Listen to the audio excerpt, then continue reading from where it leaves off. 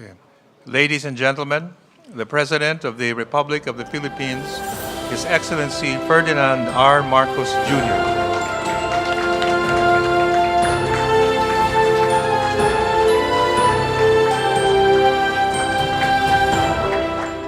Thank you.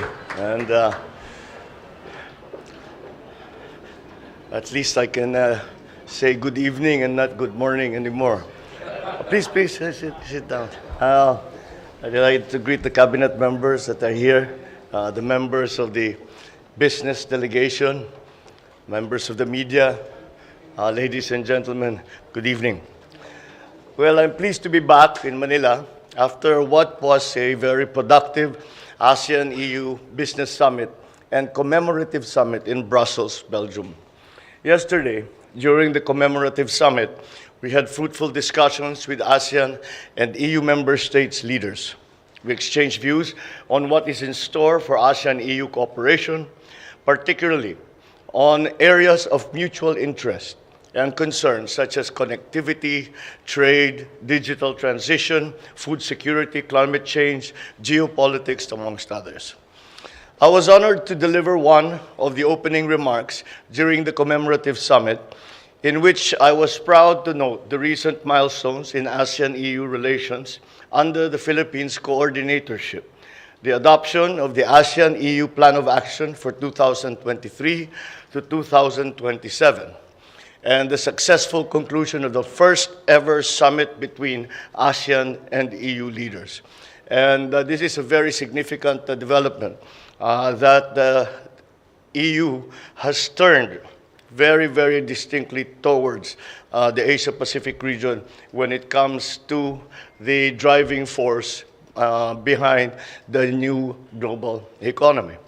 And this is not really surprising, considering that in terms of geopolitical agrupations, the EU and the ASEAN are two of the most active, best organized, and cohesive organizations in the world.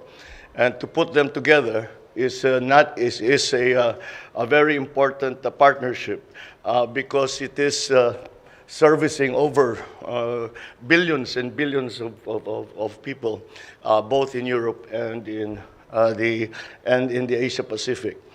I also welcome the adoption of the Joint Leaders Statement at the ASEAN-EU Commemorative Summit, which is the product of intensive discussions between ASEAN and EU member states.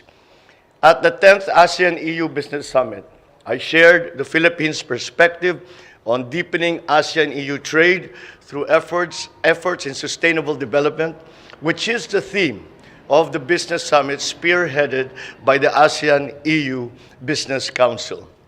The ASEAN-EU Business Council has a pivotal role to play in advancing ASEAN's regional economic integration and post-pandemic economic recovery efforts through its various initiatives and valuable recommendations, which have been very useful in terms of prioritizing areas and initiatives for ASEAN's regional economic integration.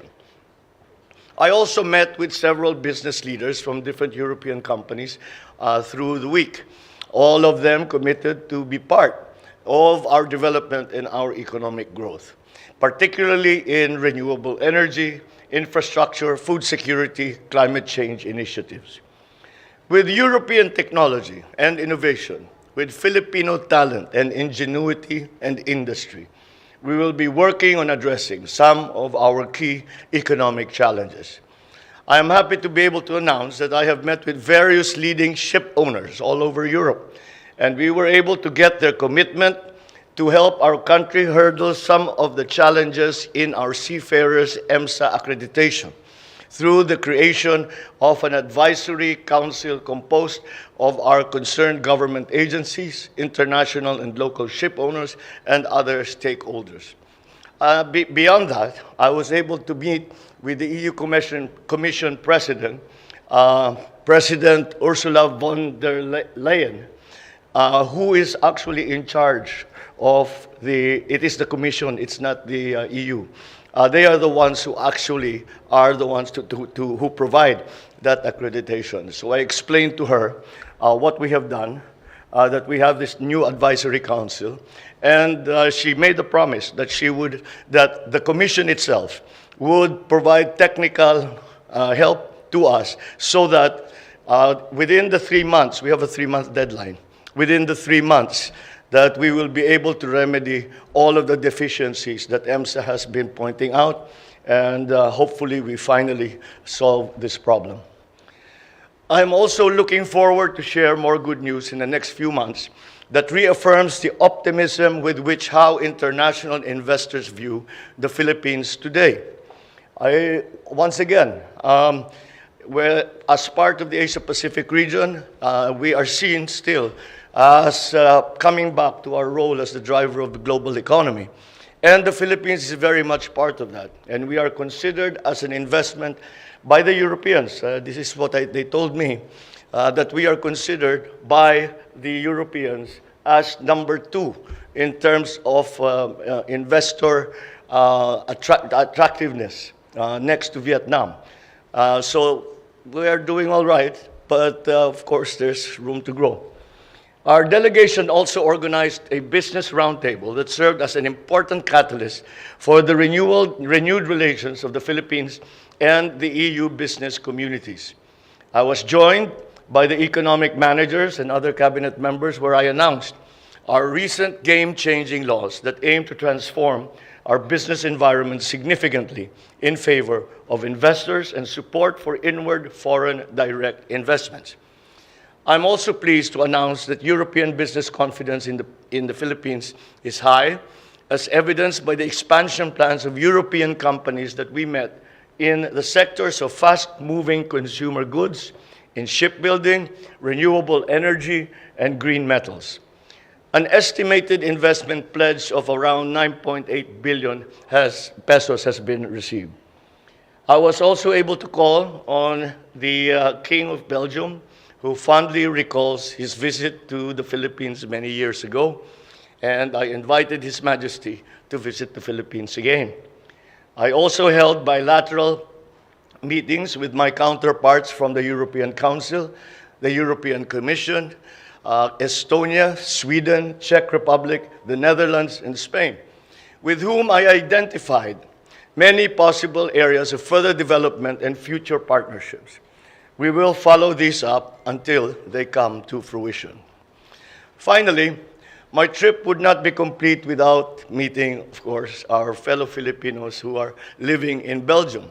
However, it was not just limited to Belgium, as many came as far as Italy, Poland, Germany, and Belgium to be with us at the gathering. It was a very fulfilling event, as I was able to personally thank them for their support. I was also able to hear their concerns and update them on the priorities of this administration. As a final note, I am delighted that my first visit to Europe, in Brussels in particular, which has the seals of the European Commission, the Council of the European Union, and the European Council, is a successful one. And I can see how the outcomes of this visit will generate opportunities for the benefit of the Filipino people. Ang naging downside lang ay nakakahiya yung presidente niyo dahil nung nagsasalita ako, papayak-payak ako na gano'n. Pero naintindihan naman daw nila, sabi ko na, sorry na lang dahil yung mga winter ninyo hindi bagay sa Pilipino yan. Kaya ako nagkaganto. But anyway, besides that, I feel that we have laid much groundwork on which fertile groundwork on which we can plant the seeds of these new partnerships that we have spoken about with our friends and our partners in Europe. Maraming salamat po. Magandang gabi po sa inyo lahat. Mabuhay ang Pilipinas.